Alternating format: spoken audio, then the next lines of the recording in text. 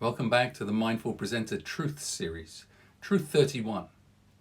We have to warm up our voices. We have to warm up our voices. Have you ever been to a business presentation where you've heard somebody speak for 10, 20, 30 minutes, perhaps even longer, in the same volume, pitch, pace, tone, intonation, in other words, a monotone voice? It can be quite tedious and leave you feeling quite lethargic and dreary, and we can switch off into that 47% of time that our human mind is conditioned to wander anyway. So we have to use our voice.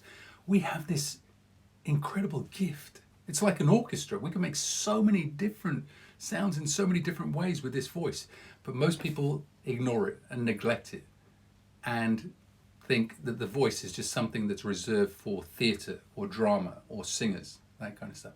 But what about us as presenters? We can't just turn up to a business presentation and talk about something as complex or as technical, perhaps, as technology, finance, pharmaceuticals, engineering, banking, investment banking. We can't do that kind of stuff without stretching and challenging these muscles, because that's what they are, these vocal cords. If any of you go to the gym, you probably go there to exercise and tone and stretch and challenge and flex your muscles. And that's what these vocal cords are. But most of us don't do that. We just speak in the same way that we always do, which is fine. But when we're presenting, we do so in the hope that the range and quality of our voice is sufficient enough to keep our audience energized, awake, stimulated, and to be able to bring this data and information to life. So we have to warm up our voices. Please don't leave that just for singers and people in theatre and drama. We need to do it too.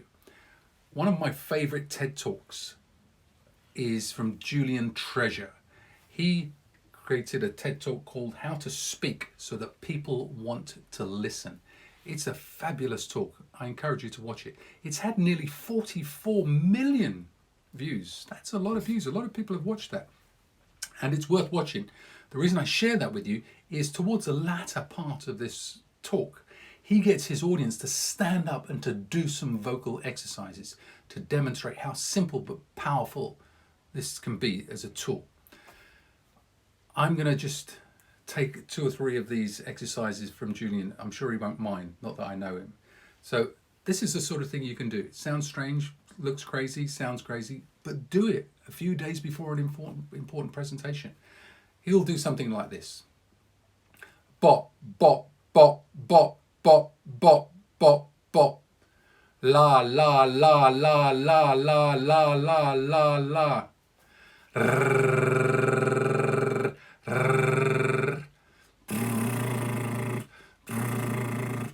Now, I know some of you are probably laughing at me already. I could go on and on and on.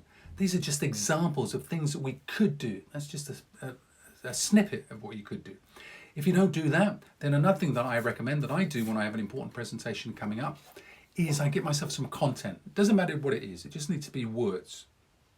The words, the content is irrelevant.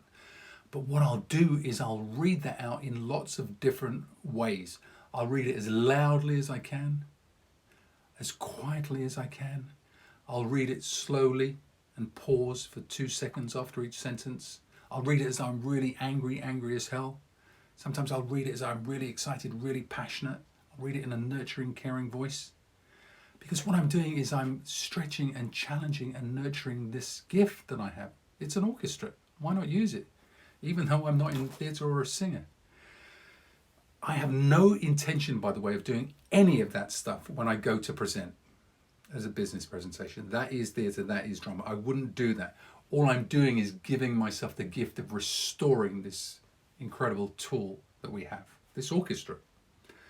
We need to warm up our voice. If you don't, you're in huge danger, at significant risk of falling into that monotone trap and losing your audience and helping them to drift off easily into that 47%. So please, warm up your voice. Thank you.